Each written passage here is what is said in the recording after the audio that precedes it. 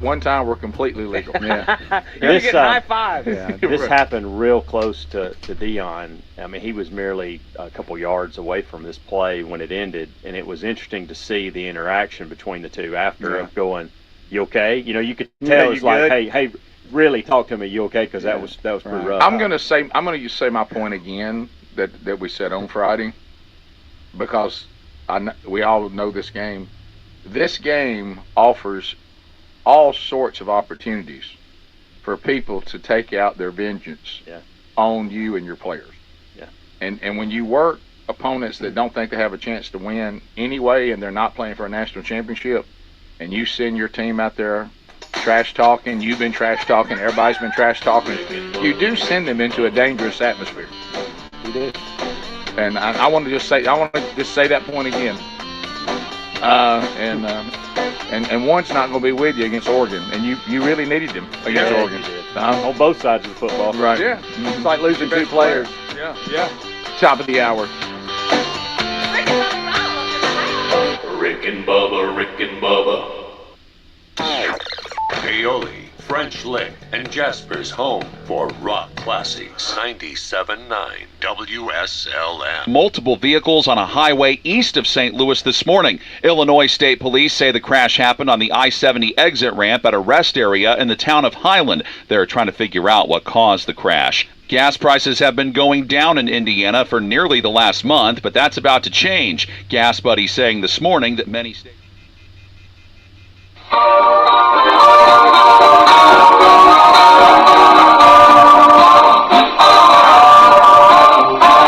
This is a very special day. The breeze took the clouds all away. It swept the sky like a broom and got ready for a very special day. This is a very special time. Show me a hill I can climb. Give me a mountain to move, and I'll prove that it's a very special day. I woke up early this morning with gloom on my head. Had a big feeling to climb back in bed. Then I looked in the mirror and somebody said, wake up, wake up. It's time for you to lose the blues, and this is a very special treat. Tell it to everyone you meet, that life is all for living and love is all for giving. So this is a very special day. Tell it to everyone along the way that this is a very special day.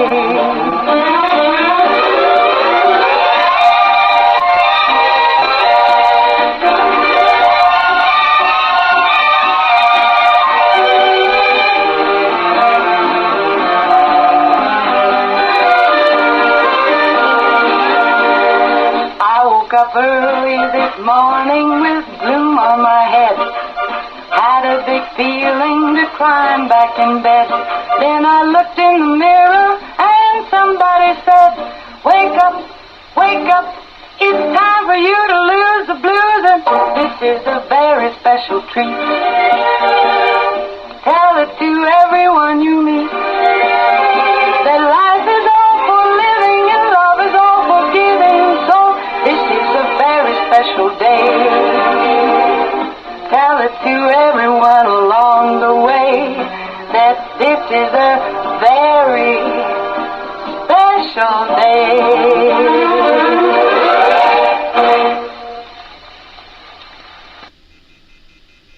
Special morning it is, and it is a Monday. I need all the help I can get, okay?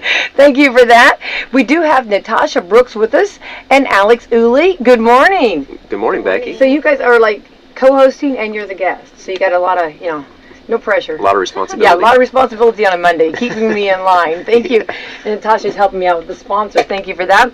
Would like to thank our sponsors, Meadowview Healthcare Center, Walmart, Salem Crossing, Hoosier Uplands, Americans for Prosperity, Fox for Lee Wealth Management, Leader One Financial, and fantastic Samson, Dr. Mindy Gunn, Dr. Black's Eye Associates, and we are glad to have actually them in the house. We're going to be talking about some great things, but first of all, let's see what today is. We know it's Monday, and I need to give a recap real quick over the weekend. It was a busy weekend, and we had football Friday.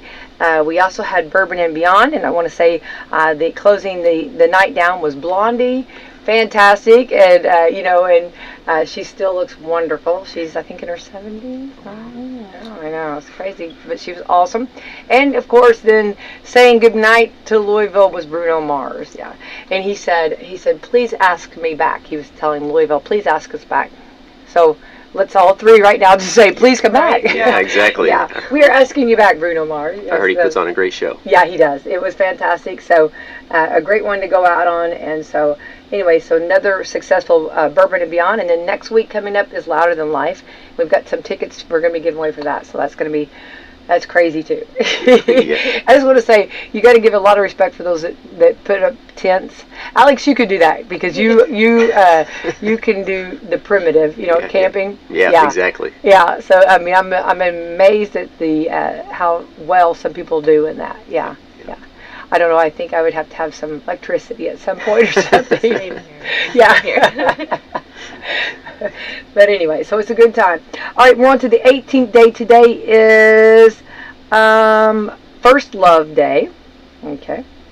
Hug a Greeting Card Writer Day. Think about those greeting card writers. You don't think about this. That's my grandmother for sure. I think I get a card for every occasion from my grandmother, and I always give her a hard time about it, but I actually kind of like it. Is she listening? Secretly. So now it's not so secret though.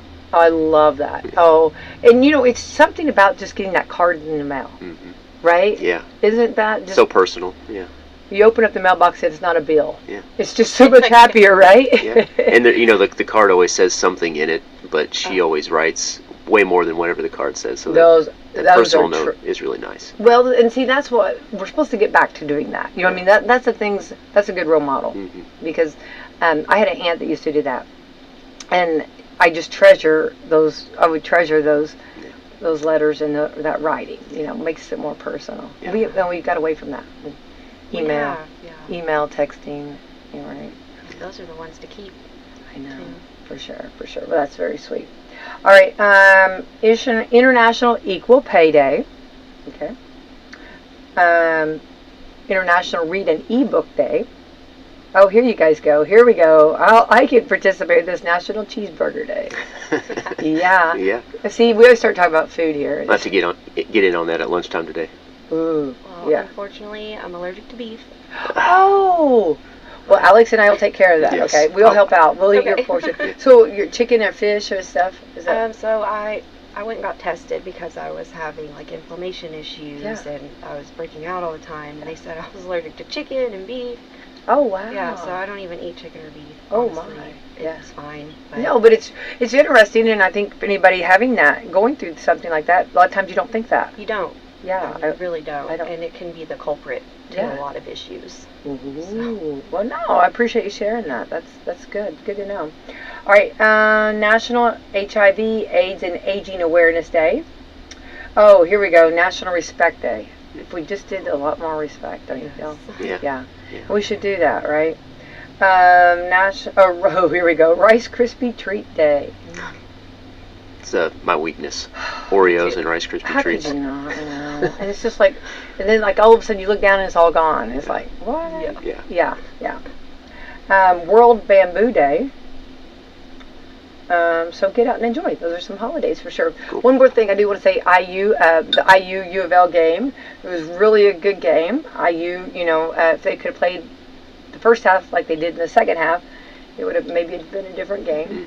I do want to say, speaking of desserts, they had in the media, they had tiramisu. Have you ever had that? Yeah, tiramisu. I didn't like it when I was younger, but I've grown to like it as I've gotten older, and I love it now. Yeah, that was I was like, they're doing it right. Yeah, it was up at Lucas Oil Stadium, and so they had it right there. I'll have to try that. I've never had it. Yeah. Did you like coffee? I love coffee. Okay, yeah. Carol. You're welcome. Thank you. I just told you. You're going to love this. Okay, I promise. All right, let's jump into what we got going on, because we got some big plans tomorrow, and I want to say how awesome this is. But Natasha, Natasha Brooks, tell us a little bit about yourself and what we're doing here today. Well, I'm Natasha Brooks, and I'm what we call the system navigator at the Public Defender's Office. And we kind of retermed my position to PD Youth and Family Advocate, is what we say around the office, because system navigator really didn't explain. I was going to say, if you had that, I don't really know for sure. What system and what are you navigating? Yeah, right? exactly. So the Youth and Family Advocate, I advocate for our clients, and I communicate. So I work on CHINs and juvenile cases. So CHINs is Child in Need of Services. I was going to say, because DCS. Okay. And I just kind of help communicate with, if they're on probation and they're involved with DCS, I help work with the public defenders to keep them updated on what's going on with the client. And then I've put in services as well for clients, like parenting classes, helping them find a rehab, things like that. So I'm kind of just like an extra support, really, case management type thing. Yeah. So often when a CHINS case, a Child in Need of Services case, is opened, which is opened after there's been some allegation of abuse or neglect by a parent or a custodian of a child, so often the parents or the guardians who are raising the child struggle with addiction or mental health issues, and there are lots of resources available to them, but they don't know how to get them. It's just a huge bureaucracy that's sometimes difficult to navigate, which is where the system navigator came from. But I think the youth and family coordinator is a better name. But basically what Natasha does is she tries to coordinate services that are available to these parents or custodians and help them get the help that they need so that they can be reunified with their child and help maintain the nuclear family, the cohesive family structure. So you are more like of an advocate for the family, or the child, or both? It's for the client, which the parent usually, Okay. and the family Okay. too. With the juvenile cases, it's more for the family. Yeah. Because probation kind of does everything. Yeah, they've got there. that. Yeah. And so Alex Ooley, tell us, how do you come into play? So I work with the Public Defender's Office. I represent oftentimes the parents involved in these CHINS cases, or in the juvenile cases I'll represent the child. And as an attorney, we advocate for them from a legal perspective, but that doesn't really entail coordinating, with these social services. So what we can do for them in court is not really what they need in the real world. So Natasha is filling that gap by helping connect them with the services they need to be successful, not only in court, but also in life with their family and so on. So really trying to help them get the mental health treatment, the drug and addiction services or treatment that they may need. Maybe it's occupational help that they may need, help finding a job or housing, all sorts of things to really just help them get back into the community and become a productive member of society in the community and an effective parent for their child. Right. Oh, this is awesome. Yeah. I don't think we know, or I don't think a lot of us knew that this was even, that this was available. And what a blessing for families. Yeah, indeed. It's and I don't want to, so Natasha, please chime in here if I'm screwing something up. But no, you're saying it way better.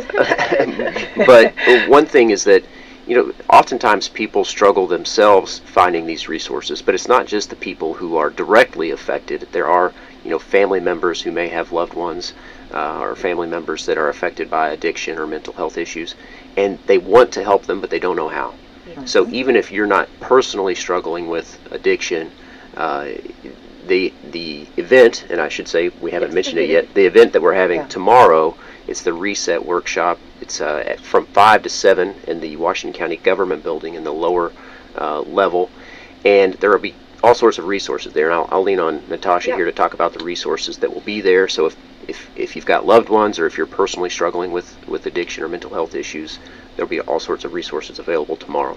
Yes, and having these resources all in one room is so rare. So I encourage anyone to come and at least get some information. But for sure coming is Life Spring. We're having YMCA there, Hoosier Hills Pact, Groups Recovered Together, Safe Haven, ACP, which is Associates in Counseling and Psychotherapy, ET Insurance, Anthem, Care Source, Hickory Recovery, and then Kelly Markham, he works with the VA, and he's coming to provide resources about suicide prevention and awareness. So, and of course we know, I want to kind of go back, Safe Haven is the the baby, right? They have the same name. Oh, So okay. you are right, there is a Safe Haven. Well, I'm that glad does that. we okay. But this is more, I think Safe Haven, they're more like what we call it, a hub, where people can go to them and they can help them, kind of what I do, but better, get resources. Okay. And I think it's mainly for substance use, Okay. but mental health as well. Well, look at all these like-minded people to come together. This is so awesome. Yeah, and they're all volunteering. They're so eager and willing to help, Yeah. Yeah, and the goal here, and if you'll indulge me, Becky, I'll get on my soapbox a little bit. Please do. Go right ahead. Yeah. But we want to reach people before they get involved with the court system, because really there's very little justice that goes on in the court system, and people need to find these resources before they get involved with the court system, because so often the way the courts work, they're going to be set up for failure. But if they can reach these resources before they get to me as an attorney, before they get to Natasha as the youth and family advocate, that's so much better for them, for their families, for everyone. So we want people to know about these resources before they get to us. Okay, and that's what this workshop is really about, is helping people find these resources so that they can try to address the problem now before it becomes a big problem. Because let's face it, most people who resort to drugs are feeling downtrodden in some way. They've either had bad luck or they've made a series of bad decisions in their lives, and they feel like they're lost, like they're wandering without a purpose, and they need to find the help that they need to get back on their feet. And putting them in jail doesn't help. They need the support of their community. They need the support of these resources that are available to them. And when they fear that they're going to go to jail if they talk to somebody about it, they don't seek out these resources. And we want to be available. These resources, we want them to know, are available to them before it reaches that step, before they end up incarcerated. Because let's face it, I mean, the rationale behind the criminalization of drugs is that drugs are bad for you. But just because drugs are bad for you doesn't mean the state should step in and ruin your life for you. It's like, okay, here's the rationale. Drugs are going to ruin your life, so we're going to step in and ruin it for you by putting you in jail, saddling you with a criminal record, and then putting you out with a felony, no job, no home, no prospect for anything. So we want to catch people before that happens, and that's what this is really about. Alex, I think you just need to say that louder for the people in the back to hear. I'm sorry. You know how many people are probably just loving what they're hearing right now? I mean, that's exactly right. And I think you have families too. We know, and we talked about this before, that there are great families that are going through this. Yes. And it's so nice to know that there's resources out there, or know what to do, And I was talking about last night, traveling and stopping and and getting food, and there were a lot that were of folks that I can't assume, but I'm maybe something, and and we actually talked about that, and and these are good probably maybe from good family, or probably good families. Yeah. And it's like, well, what do you do? And I think that's what we want. I mean, I think there's, you hear families too that they kind of sometimes don't mind if their loved one goes to jail, because at least they know they're safe. Yes. Right? Yeah. And I've heard lots of people say that. Yeah. And I think, like what you're saying is beautiful, to say, let's see what we can do before we get there. and for the families. And I think that's, I feel so sorry, because we know that it can happen. And that's what we were talking about on the way home last night. We were talking about it can happen so quickly. Yeah. If for some reason, you're with someone maybe that just, gives you something, and then all of a sudden how addictive it can be. Or maybe you didn't know, and you don't know how to get out of it, And I think this workshop is just fantastic. Yeah. Much needed. We're definitely excited about it. Yeah, and it's from 5 to 7 tomorrow, and it's going to be, so all these resources that Natasha mentioned, Wellstone, LifeSpring, Safe Haven, all these others, ACP, they will be there, but there will also be some attorneys there as well to talk yes. to. That. And there'll be some people to talk about insurance and healthcare and all those sorts of things as well. Right. Okay. Yeah, oftentimes when we see individuals taking the steps towards recovery, we notice that they do kind of have to rebuild their life. Yeah. And so they don't just need substance use treatment. They may need insurance, they may need housing. So we try to get a variety of people to come to help with other things besides just treatment. Mm-hmm. Yeah. One thing, you're talking about what day it is today earlier in the show, Becky. One thing I'd like to mention is that yesterday was Constitution Day. The Constitution was signed and ratified September 17th, 1987. And I think that we need to reflect on the values and the purpose behind the Constitution. And I think we should remember that our Constitution was meant to form a government with specific, enumerated, and limited powers. And nowhere in the Constitution does it authorize the criminalization of drugs. And I think that the state has expanded far beyond its constitutional authority in prosecuting and criminalizing drugs. I mean, think about it. When people use drugs, they're harming themselves, okay? There's no crime against another person there. Mm-hmm. And the Constitution, I think, clearly doesn't, where in the Constitution does it say that the government can control what somebody puts in their own body? And I think that we need to step back from this mentality that we should micromanage people's lives. And I think there are lots of, and this is a topic for a totally another show, a whole nother hour. No, but this is really good, though. Go ahead. Keep going. So, I think that if we went back to this sort of constitutionally limited government, and we didn't interfere with people's day-to-day lives and how we have a right to life, liberty, and property, life, liberty, and the pursuit of happiness. And that fundamentally is based in the idea that we all own our own bodies. We're self-owners. And to say that you can't drink a Coke, or that I can't consume alcohol, or that I can't consume a drug recreationally is violating that fundamental principle of self-ownership. And it creates this huge nanny state that just destroys communities. It pits people against the police, and you see that everywhere. Mm-hmm. Police don't want to be part of the nanny state. They don't want to do that. Okay. Your individual officers want to help people. They want to stop real crimes. Right.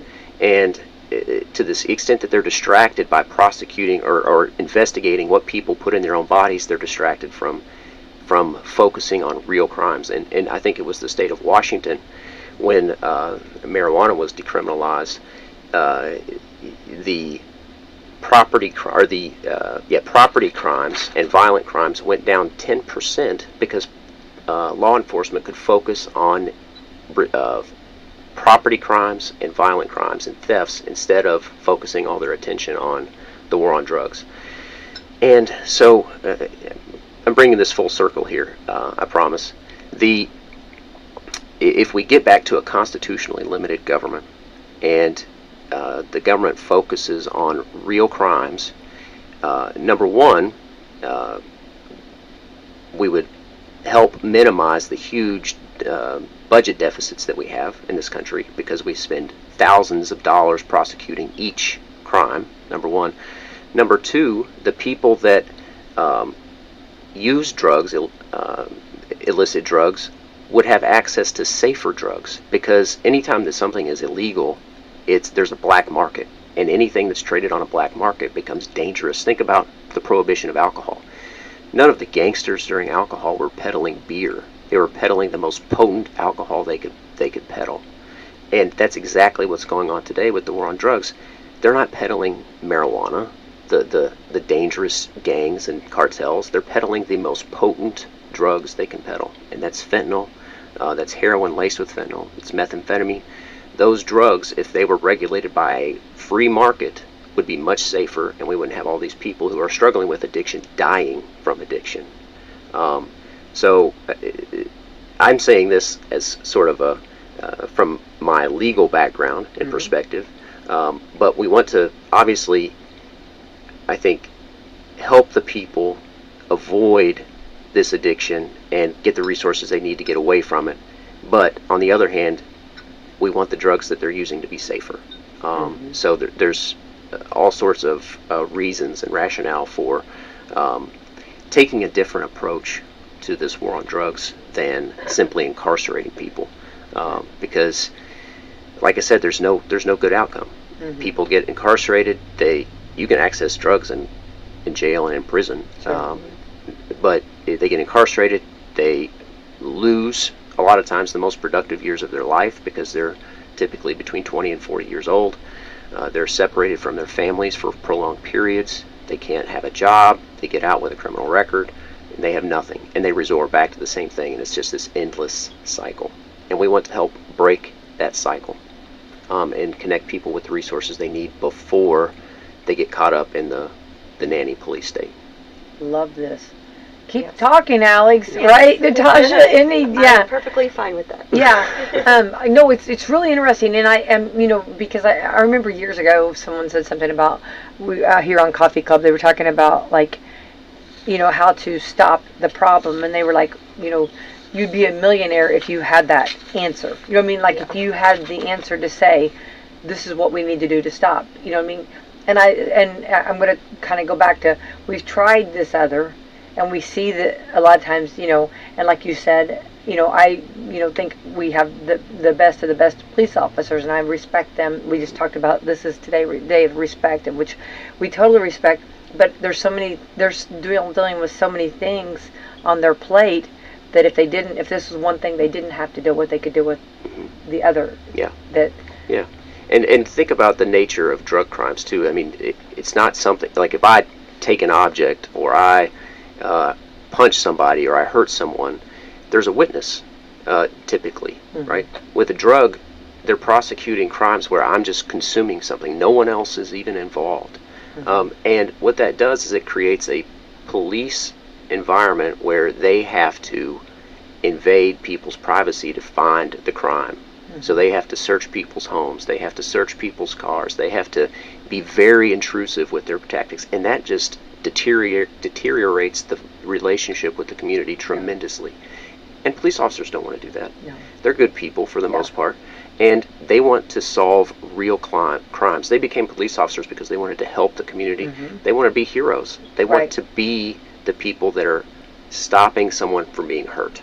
And they're too often occupied with searching for drugs instead of searching for real crimes. Right. That's really good food for thought for sure.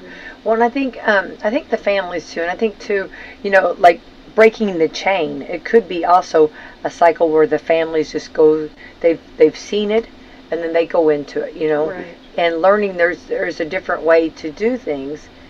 I'm sure this is there's so many different life lessons here on, and being those, and maybe families don't know how to get out of it, right? I mean. Yeah. They don't know, and having resources like this and showing the different agencies, everybody coming together, tomorrow will be really, just awesome. Yeah, and Natasha's put in a lot of work coordinating this event, as you can see from the flyer, and we'll post this flyer on Facebook as well. Yeah, I'll have it on my website too. But you'll see all the resources and the organizations that will be there, and there's just so much help out there if people know where to look. Natasha, has there ever been anything like this before? Have you done anything like this? This is the first time I've ever done anything like this. And I honestly don't know that our community has ever really had anything like this. Having all of these, agencies and resources in one room, just giving out free information, and they're willing to answer questions as well. Yeah, and I'm not aware of it, that there's ever been an event like this around here.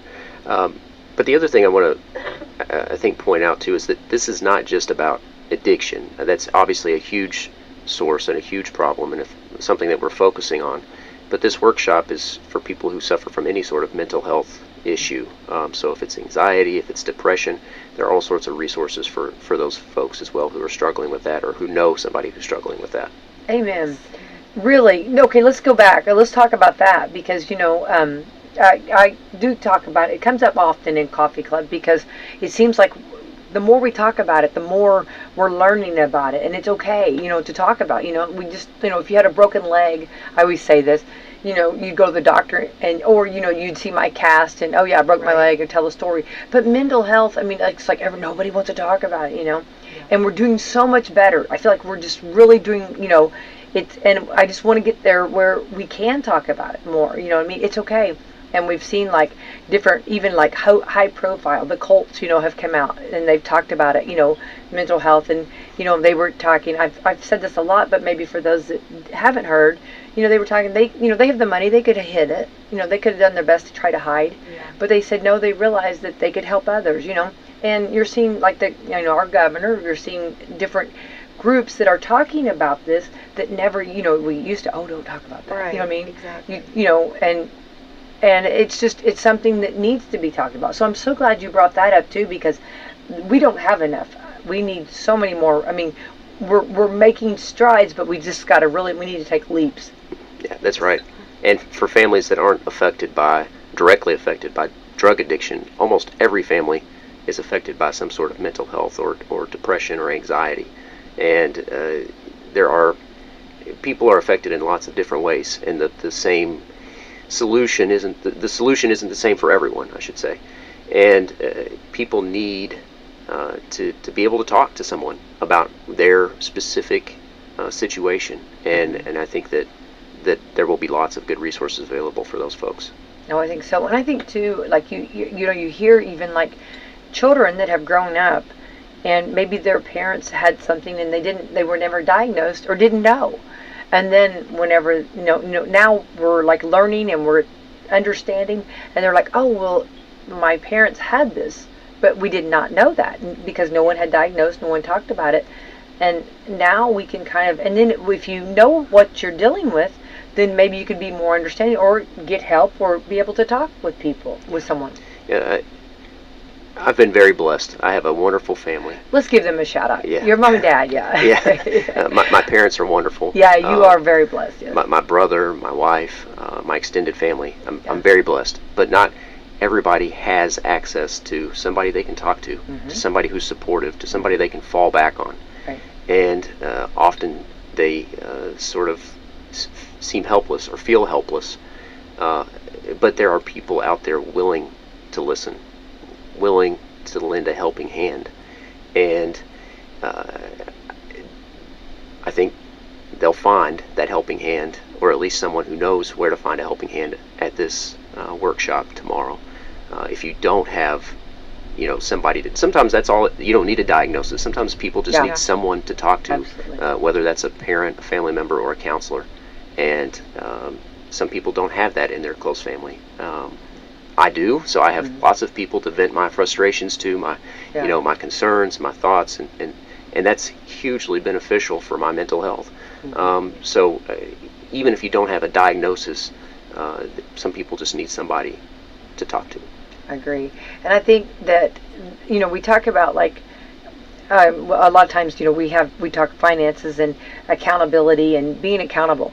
And so you have to take yourself and, to this workshop, bring yourself to this workshop. Don't miss out because, maybe you just didn't know if it was for you or not. Come see what it's about and see if it's if there's someone there that maybe can help you in some way, you know. And I think that's something too that a lot of times we don't. You're talking about, like, you know, with the drugs, it's what you're doing to your own body. Well, it's what you're not doing for your own mental health if you need to. You know, sometimes it's good to just check in, you know, to see, you know, with somebody who's got a different perspective, just like what Alex is like saying here. Yeah, for sure there is a huge component of personal responsibility here, and people have to take the initiative to seek out the help. The help is there. They just need to seek it out. Right. And hopefully people are listening and will know that this opportunity and resources available for them tomorrow from 5 to 7. Right. I think that you know, just get in your vehicle or you know, get a friend or somebody and get on over there. And I hope it's just like packed. I hope so too. Yeah, I do. I think it's gonna, like, you know, I think it's gonna take a little while for us all to catch on, because this is so needed. And I think it's needed. There's so many different, like, people. I mean, so many different reasons this is needed. You know, for families, for individuals, you know, and like so many different groups. Will it be like how will let's kind of set how the setting will be? Like, will you walk to like different booths, or like we? So it's going to be set up like a job fair, Okay, basically, and you can go around to the tables and talk to whoever you want. You can get information from. I mean, you can pick who you want to talk to, Right. or just go around and talk to everyone. So yeah, it's completely up to the person. Right. I think it might be, I know you talked about it a little bit, Natasha, but it might be helpful to talk about some of these organizations. You talked about Safe Haven. Who is Wellstone? Who is Hickory Recovery Network and Right. Life Springs? What do they do? What resources do they have? So Hickory Recovery, they are, and I don't know everything about each place, but I'm pretty sure they're a facility, and they have like cordons for males only, and they, you can go there and detox, can be put on medication if you need help in that area, and they're really good about treating that underlying mental health issues. So if, say, they have anxiety and depression and that's why they use, Hickory's real good about trying to treat that anxiety and depression. That way that person doesn't feel like they need to continue to use. So I do know that about them. They're great. That's awesome. And just by example, so they do inpatient and outpatient recovery services, but then there's going to be an insurance company there. So there's going to be a wide gamut of services and treatment and options available for people to learn more about. Yeah, and I definitely will be learning more, because I don't know everything about each place still. Right. So. Yeah. Well, and if Natasha knew everything, people could just go to Natasha, Right. right? But She'd be doing her own. When you look at all this, you just say Natasha. yeah, exactly. Or Alex. Or Alex, And yeah, neither one yeah. of us know anything, but we want to help, right? We want to help connect them to the people that do know and Well, I that can think help. I'm looking forward to coming, because I think that we all, even if right now, if this is not pertaining to us, you never know down the road, or who, you know, you're going to be sitting next to somewhere that, you know, that you can open up and talk to, you know. Right. And It doesn't hurt no, to come and get information and ask questions. And exactly. Yeah, I think this is fantastic. So on this, will there be like kind of a will anybody just I guess they'll just have their booths, I guess. And is there a fee to get in? nope, it is completely free. It's a blessing. Yep. It's a blessing for families. Well, I hope Yes. everybody comes out. And I feel like, is this fair to say, you guys, that like a lot of our facilities have closed? Don't you feel like we don't have all the, you know, there used to be more places, it seems like, our resources.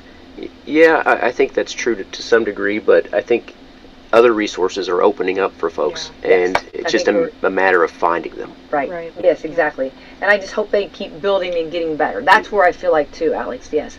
That's what I felt like. There were a lot that closed, but I feel like we have reopened, and there are some that, you know, are really strong, but I don't think we always know about them. Hmm. Yeah. Yeah. Yeah. I think there are maybe fewer big players. I don't know if that's fair or Yeah, not. I would agree with that. Yeah, Yeah. but there are more smaller options, Yeah. which I think sort of is indicative of the complex issues. Like if everybody had the same problem, there could be one facility that could Right. help everybody. But not everybody is facing the same issue, and these smaller players sort of address different areas and different issues that people are facing. Right. Yeah.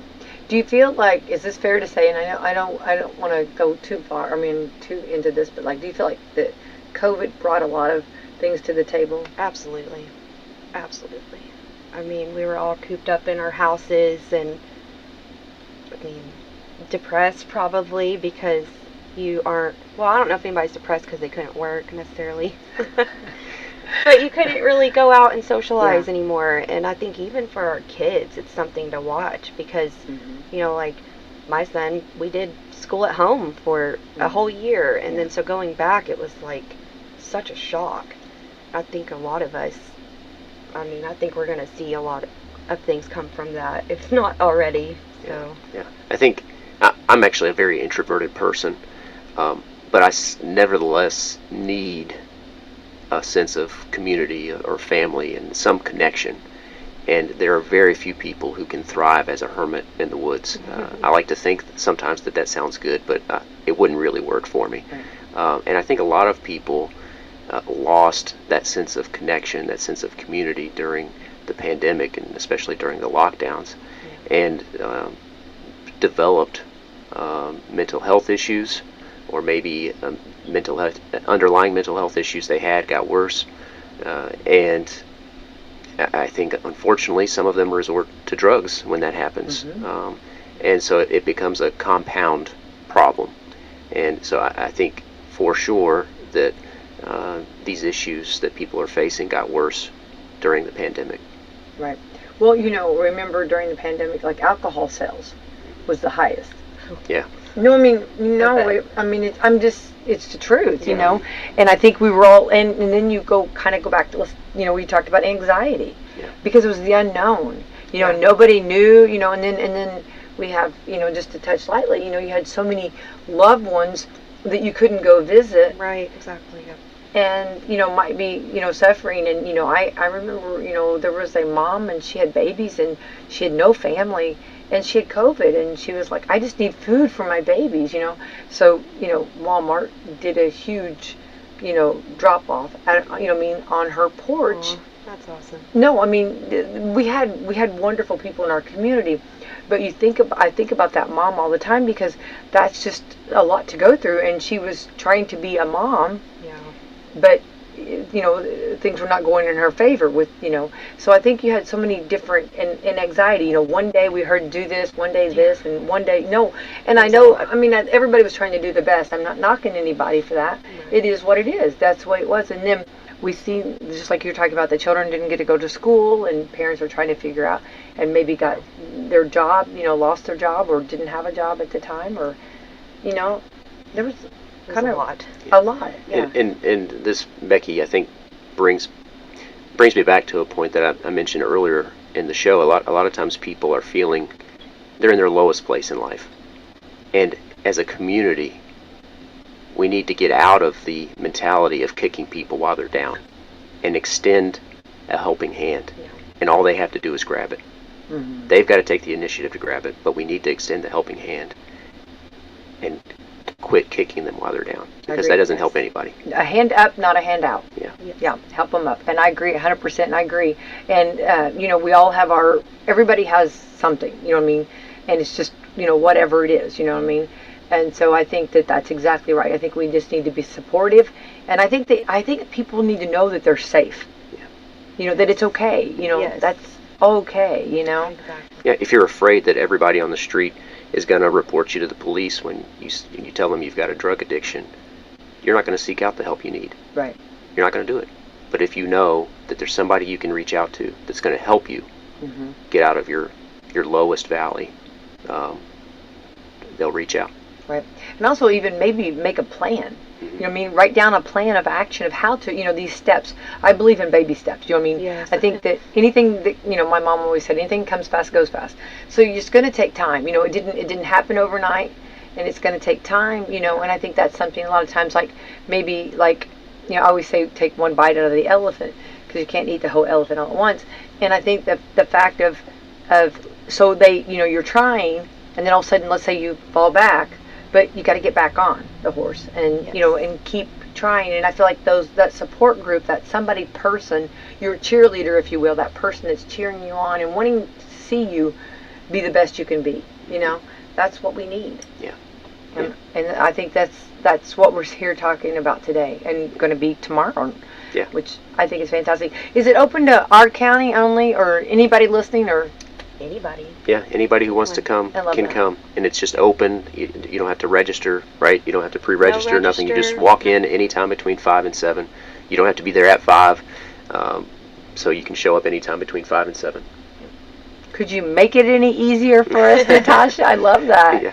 Love that. And I should mention again, we mentioned earlier that it is in the Washington County Government Building, which is near the jail and the courthouse, but it's in the building across the parking lot, and that's at 806 South Martinsburg Road, Salem, Indiana. So again, we'll post that flyer on Facebook, and please share it with anybody and everybody. Right. Now it kind of talks about, like, you know, on the flyer here it says, you know, leave with answers and resources. And I understand the resources and support, but some of the answers maybe to maybe what agencies you need, or maybe where they could best help, right? Is that what we're thinking? Like, Yeah. some of the answers, or? Yeah, and just any questions that they have in general. Like you said, the attorneys will be there as well. Right. So if anybody needs any kind of legal advice, they'll be there. So we're going to have a lot of resources there, but we won't have all the resources that are available. So if there's not something that people need at the workshop tomorrow, hopefully somebody there will have an answer about where they should look for additional resources. Yeah. Right, I love that. And of course, what's the follow-up? Like, will that be something that, like, each agency will kind of just follow up with each individual, or? So that would be up to the individual. They would get the information, the Okay. business card, the flyer, whatever they need for the relevant resource for them. And then they would have to follow up either with the person that they met at the workshop or somebody else at Wellstone or LifeSpring or whatever the resource is. Right, love that. Yeah. Well, I think this is so much needed, and I think this is great, and I love that you've coordinated this, Natasha. Hats off to you. And I know that anybody that's had an event, Alex, you know this, she deserves a lot of praise on this, because this is not you call or you email, and then you wait for it respond, Yeah.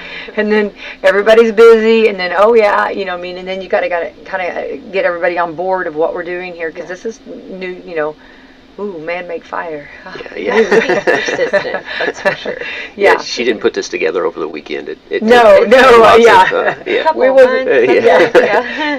No doubt. Well, and I think that's awesome. And Alex, I think you bring up some great points too about how families, and I think that they need to know that safe place, and that they can talk about and not have to feel like there will be penalties later. Right. Yeah. Yes. Yeah. They need to just reach out for that helping hand. Right. Yeah. And I think from your office, Alex, and what you do you feel like that, like, this is like just, I mean, going in the right direction? This is like not putting a Band-Aid on. It's like, let's try to help the wounds. Yeah. I think that that's true. Ultimately, I would love it if I lost my job because there were no more drug cases. Oh. I mean, that would be fantastic. Unfortunately, we live in a world where there's still so much stigma around drugs, where it's criminalized, where it's heavily penalized, and those cases are not going away.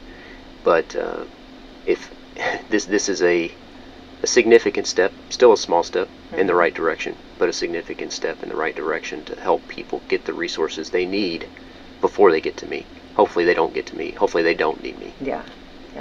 They don't want to see you, Alex. Yeah, exactly.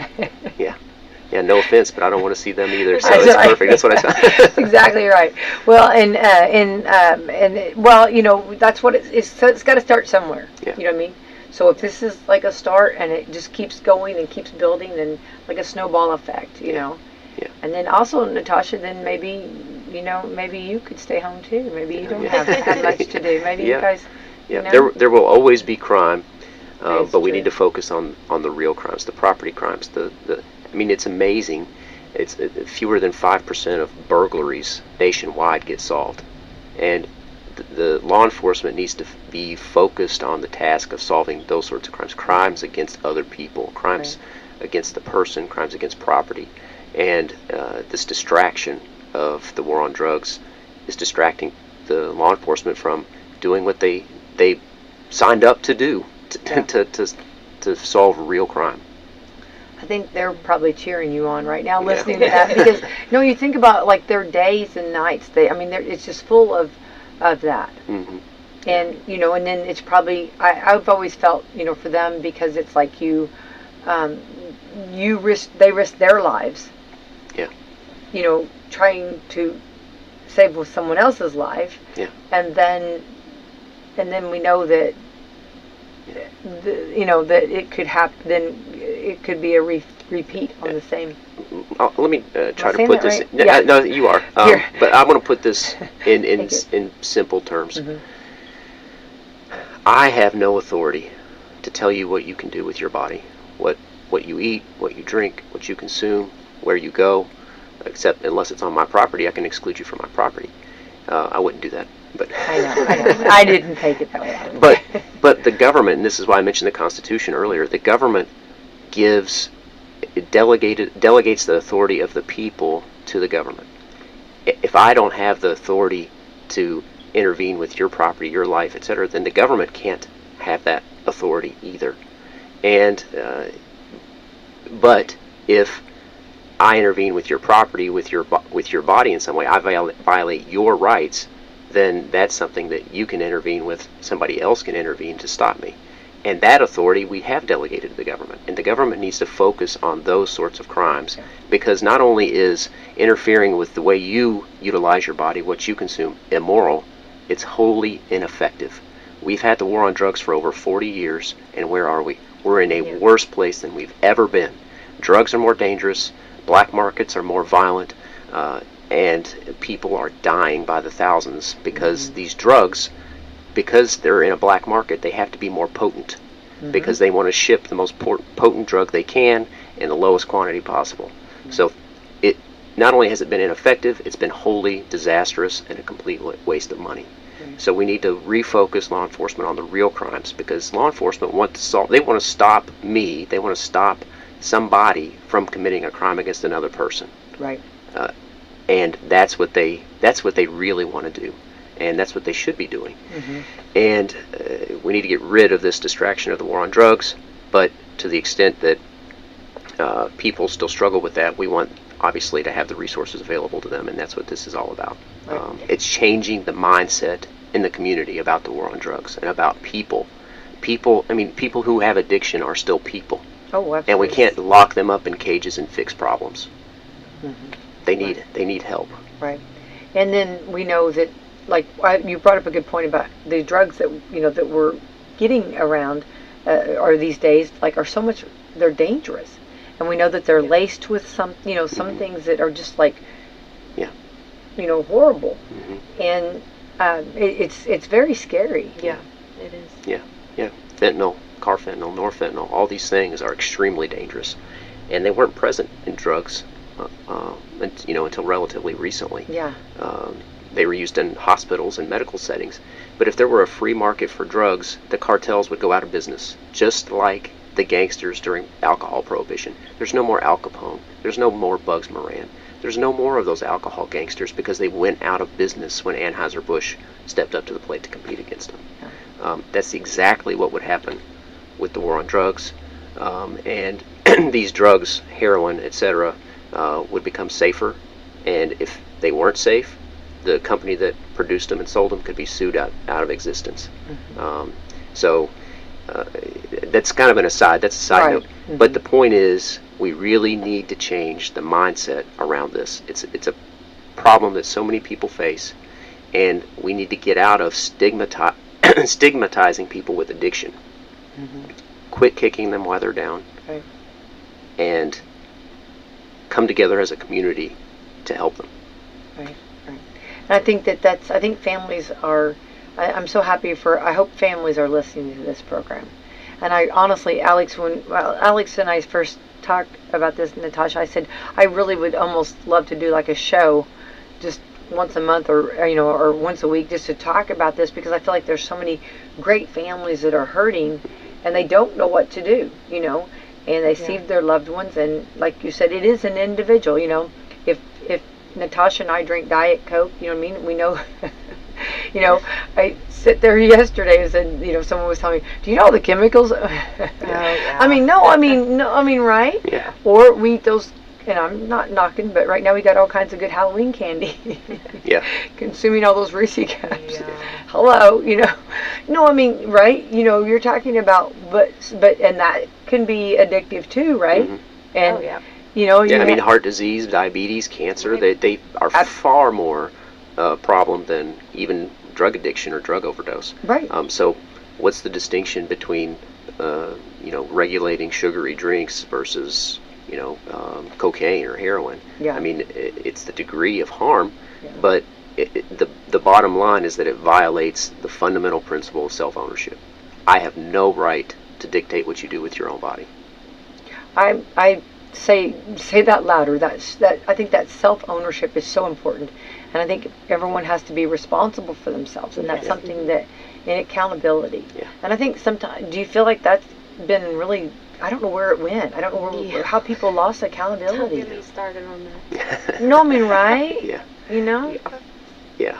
I saw a chart recently that showed basically this transition from the corporate family, which is a family that lived together and worked together on a farm. They produced their own food. They ran the farm, the family business together.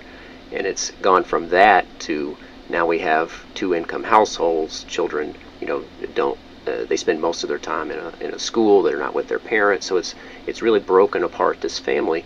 And the family has been replaced by the government in lots of ways. Not in every way, but in lots of ways. And I think that by replacing the family and that cohesive, that's the fundamental building block of a community, is the family. Mm-hmm. And if you break apart the family, you break apart the community.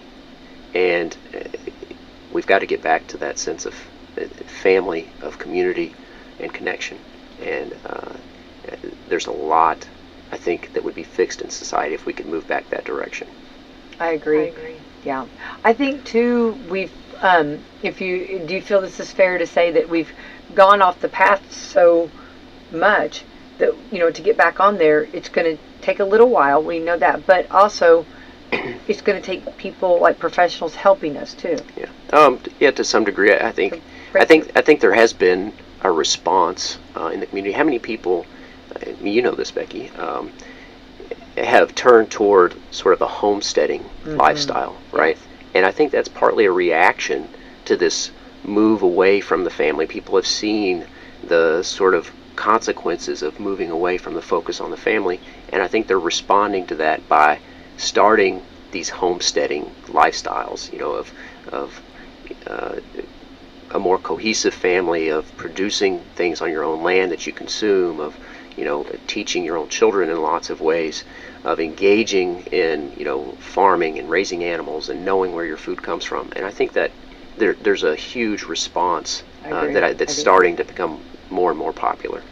Yeah, I agree 100%, and yay for that, right? Yeah. And that might be, if you want to take a positive out of COVID, we learned that staying home and not that we don't need fellowship, but that home is really kind of nice. Yeah, that's where it all starts. And the family, you've had to learn how to get along. Yeah. For sure. And respect each other. Yeah. Today's about respect, right? Yeah, exactly. I feel like Sesame Street. The word today is respect. But I think that's good, and I think also respecting yourself, taking care of yourself. Absolutely, yes. Yeah. And Natasha, do you, on some of the what you do on a daily basis, let us know some of the things you do. So I feel like I'm in the courtroom a lot.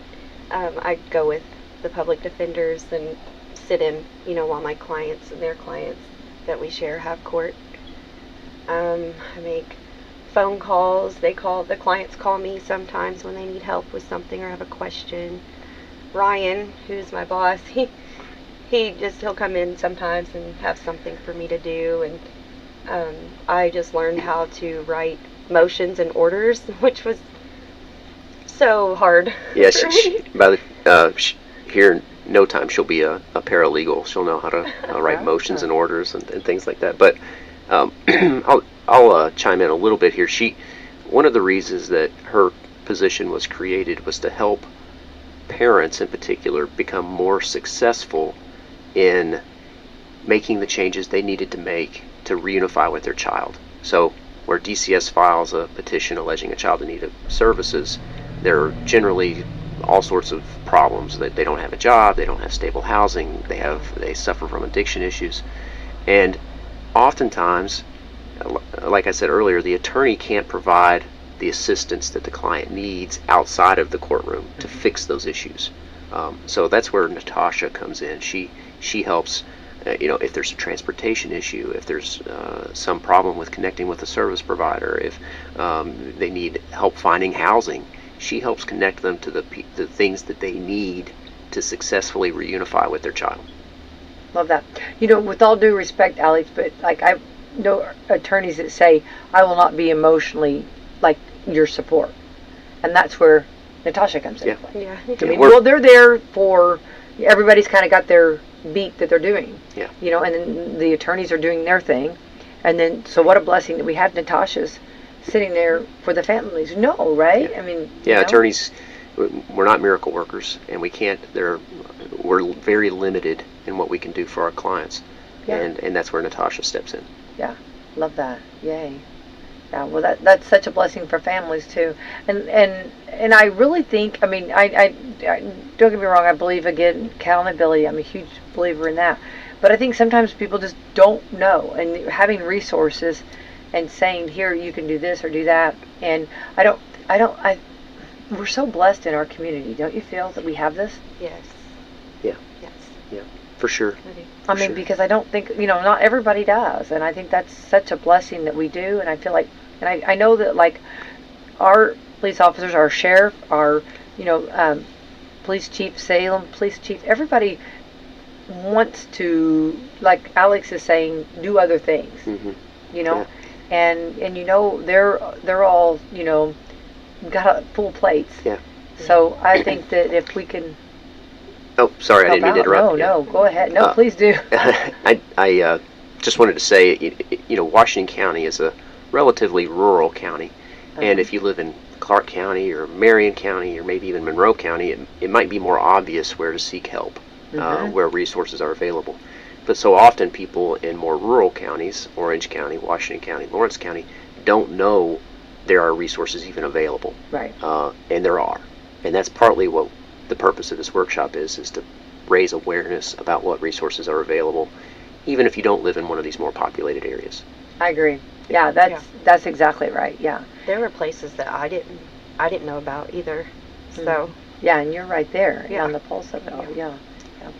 Well, it's just like with our homeless. A lot of times people say, "Oh, we don't have homeless." We do, but we're a rural area, and we just don't see it as much. It's not like what you're saying. It's not right there. It's not and some of the agencies, but we've got some really great people working, and I think our hearts are really good. I mean, I know there's other great hearts too. I'm not saying that, but I'm just bragging because we're talking about our community right now and how hard Natasha and Alex, you guys are working. And Alex, I love the whole approach, and I love the whole looking at it a different way. Yeah. I think he brought really good. I think he's got a lot of people thinking today, this morning. Yeah, I hope so. Yeah, I think so. Yeah. I think so. So okay, let's go back over. It's tomorrow night from 5 to 7. Natasha, you tell it. Why am I sitting over here? Tomorrow, 5 to 7 at the government building, the lower level. Which, if you don't know where that's at, it's over by the jail. I don't really know there's probation there, the health department, so if you know where those places are, that's that building. And I think, did they say the doors open at 4? Oh, I don't actually know that answer. I don't want to say that and it be wrong. So. Yeah. Well, the building normally closes at 4, so I suspect they'll just keep them open after 4. But I think I heard you say that. But yeah, so 5 to 7 tomorrow, reset workshop. If you are struggling with addiction or mental health issues, or a family member or someone you love, make sure you share this. Show up.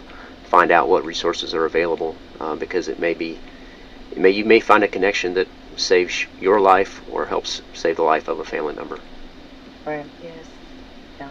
And you might even feel like something's off, but you're not 100% sure.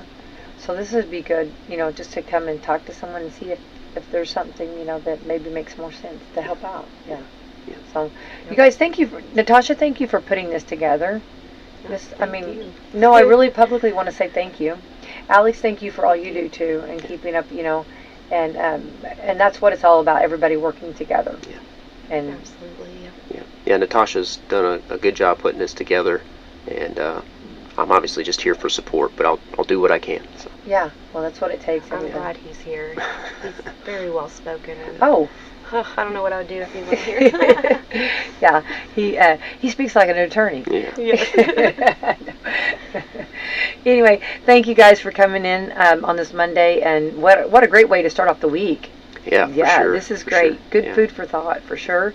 So tomorrow night, we'll keep reminding everybody, and it is sponsored by the Washington County Public Defender's Office. Yep. So thank you for sponsoring this, for sure. Funded by a grant, and how awesome. Right? Yeah, I wasn't involved in that grant application process. I wasn't either. I wasn't there yet. Ryan Bauer, he's the chief public defender. He was the one who really spearheaded that operation and getting that funding for this event. Well, hats off to him, Yeah. because we're going to give him a shout out, because grant writing can be a little intimidating there. So hats off to him, and what a great service for our community, for Washington County. Yeah. So Washington County Substance Abuse Council. So hats off. Yeah. So, all right, I'm going to thank our sponsors, everyone. Let's thank Meadowview Healthcare Center, Walmart, Salem Crossing, Hoosier Uplands, Americans for Prosperity, Fox Pearly Wealth Management, Leader One Financial, Fantastic Sam's, and Dr. Mindy Gunn, Dr. Black's Eye Associates.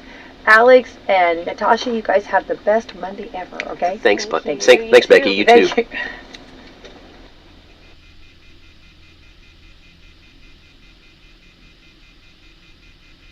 The Washington County Public Defender's Office is sponsoring a free workshop on September 19th about addiction and recovery services from 5 to 7 p.m. at the Washington County Government Building in the lower level. Learn how you can get help for issues caused by addiction and substance abuse. This is a free workshop for the community, and those in attendance can ask questions about recovery and addiction and get answers as well as resources and support. The event is sponsored by the Washington County Public Defender's Office and funded by a grant from the Washington County Substance Abuse Council. Let Branch Manager Autumn Scott Hall and her staff at Salem's Leader One Financial Office on the public square help you live your best dream with just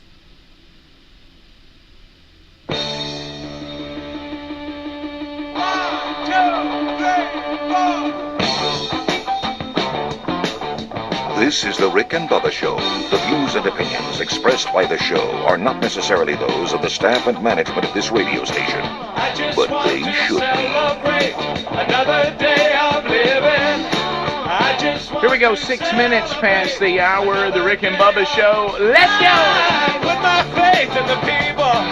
And so as we work our way into this hour, Speedy, the real Greg Burgess, and Helmsy, Eddie Van Adler, all here ready to go. I just want to celebrate, yeah. Let's welcome back Bill Bubba Bussey. Rick, glad to be here. All we ask for is 5 hours each and every day. When we do appreciate you being here, without you, we'd probably be tending a fruit stand somewhere. Yes. And that wouldn't be too pretty. No, that wouldn't be good. So over the weekend, I know that hopefully everybody had a good weekend. So we were going into the weekend with a couple items that we needed to deal with. And one of the things I've talked about, and I mentioned that in the last segment, so I'll do that first, even though it's a little bit out of order chronologically. But if you remember, does everybody remember, well, I'll tell you what it was. It was about a year ago. Does everybody remember when the female deer, a doe, a deer, a female deer, attacked our dog Buddy? Yeah. And I thought, or Sherry thought, that the dog had been killed. And the dog somehow survived being stomped. When you weigh 7 pounds and you're stomped by, a large doe, it can be the end.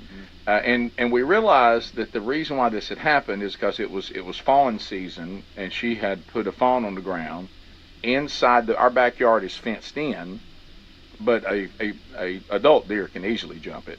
And so what she had done is jumped there, found a good bedding area, and if there's some trees back there up in a corner, and she birthed the fawn and kept it there and thought it was a good safe place, which it is, because can't much get to you because you're now in a fenced-in yard unless it can jump the fence like she can. And then when the deer gets old enough to jump the fence, it'll leave with her or go on its own. So it's really kind of an ingenious plan by the doe, unless there's something there that can get you. And of course, and she thought that the dog would pose a threat. So we had kind of forgotten about that. That's all moved on, and Buddy's moved on to new owners and all that. And so we don't have a dog, and so there's not a lot of worrying about what dogs do, because we don't have to deal with that anymore. So Sherry and I were looking out in the backyard a few weeks ago, and she goes, "What is that?" And I looked and I said, "That is a fawn." And the fawn's just walking the fence like a dog, like, here's where I live. And I was like, she goes, "Do we have a pet deer?" I said, "That looks like we have a pet deer." And I said, "He's just walking the fence," or she, whatever it is. And so eventually it gets out of our sight, and I'm like, okay. So then all of a sudden, about a week ago, I look out the window, and there's 2 fawns. Oh. And they're just kind of hanging out in the backyard, running around, galloping, and all this. And I think what has happened got quite the play is this same doe has come back and realized this is really a pretty good idea. and I got rid of that dog. I got rid of that dog. Yeah. And so she has now birthed twins in her spot, and they stay out of sight until she decides, I need to go find something to eat. I guess there's not enough in the yard to keep her satisfied, because it wouldn't be, I wouldn't think. And she'll go eat the flowers up in the front and that kind of stuff. But so when she leaves, I think they just start walking around the yard. And so Brody was over at the house, and his fiance Cameron, we're getting toward the next wedding, which leads into the rest of the weekend. And all of a sudden they're like, he's like, "Dad, do y'all have a deer?" And I'm like, and he goes, "There's a fawn in the backyard." And I said, "I know. I think they live here." And he's like, "You have fawns?" I said, "No, we didn't go get them. Their mama decided that this is going to work, I guess." And so I just want y'all to know, like, it's nothing for me to be going to get a cup of coffee or whatever. I go, "Well, there's fawns again," and they're just walking. They're just walking around in the backyard. Well, they're going to hand that down now to theirs, and then to theirs, and then to theirs. So, am I now going to be a fawn birthing place? I guess so. Yeah. You're like a sanctuary. You're a nursery, Rick. Well, I tell you what, You're a deer nursery. I tell you what I took note of is I don't want her to think I'm a threat, and all of a sudden she starts rearing up on me back there. You don't want none of that. So you can get a crossbow and thin them out. And you know how these little ones are. They're not smart enough. They're very curious, so they'll just look at. One time they saw me looking out the window, and they just stood there and looked at me like, "What's up? What's up? Hey, buddy." And they're like, "We don't know where you should run from you, or what." You live in that building? Right. Yeah. I'd like for you to feed them. No. Please meat out of your hand. Please video yourself feeding them, eating out of your hand. Yeah. What if y'all want me to see if I can get them to eat out of my hand? I want you to walk around. Is that gonna get me? Is that gonna get me pummeled by Mama? Probably. But I don't think so. I don't know where she is. I haven't seen her. She'll just sit there go. No, right. Rick, you better feed the mom first and let her it. Yeah. But they're very cute. They're still in their spots and everything. They just walk around back there. So apparently, yeah. So, and I've heard that some, but and I think what's happening now is like you'll see somebody walking a dog, and the dog will like look at you like, "What are y'all doing with deer in there?" And the dog will start going nuts, and they'll just run back to where they were, because the fence they can't get them. Yeah. If you think about this, it's pretty ingenious. Yeah. Oh yeah. They found a sanctuary they can get over. Right. Smart mama. Nobody else can get into. Yeah. The fawns can't get out of it. Right. So what she does when she goes to make her rounds today, she just goes, "Well, they're fine. Yeah. They're inside a fence." I got them in a playpen. Hey, basically, you built a giant playpen. Right. How about this? Unless Beard's a problem, I think we got it. Yeah. I would like for you to walk around the yard and see how they react to you. I tried that yesterday, but they had moved out of my sight by the time I got out. Because I went out there to see if I could figure out. I know where they're all bedding down at because that's where she was when she tried to kill Buddy. I know how you call a dog or here kitty kitty or something like that. How do you call a deer? I don't know. I've never called one before. Here deer. I usually call them with a grunt call, then lay them down. Hey. But that's what we normally do. I know. Right. I'm not to Bubba's point. That's our normal routine, right? Deer. I mean, it's Here, little deer. It's not like I don't know, but I don't take. But maybe you could create a call. They know you're going to feed them. Yeah, now. Well, I'm going to do something today. What was that called? Yeah, now. That's your deer call? They actually make calls. You think here now? How about that replicate deer? What if I went out and did the turnover? Yeah. What if I did the little where it's supposed to be a doe can like a fawn in Just distress? get that sound that sounds like a feeder going off. They'll come to that. Yeah. Daddy's got food. Yeah. Daddy's got food. Yeah. Or you could just do something like a skiwi. And they know. Skiwi. What is that? And they know. They come running. Here they come. I'm afraid if I do. You're not calling hogs. Yeah. Right. Yeah. Well, here's what I'm doing today, and this is only I would think of this, and I had this already planned, so don't think I'm sick. Is my plan today is that I'm actually going to cook a deer tenderloin. That is in my plan for dinner tonight. Mm-hmm. And so I'm going to go out there and cook that deer tenderloin, see how everybody reacts. That's just wrong. That's a little bit morbid. Yeah, Rick. Well, it was already on the menu. It's not like I've got it marinating right now. Wow. Nice.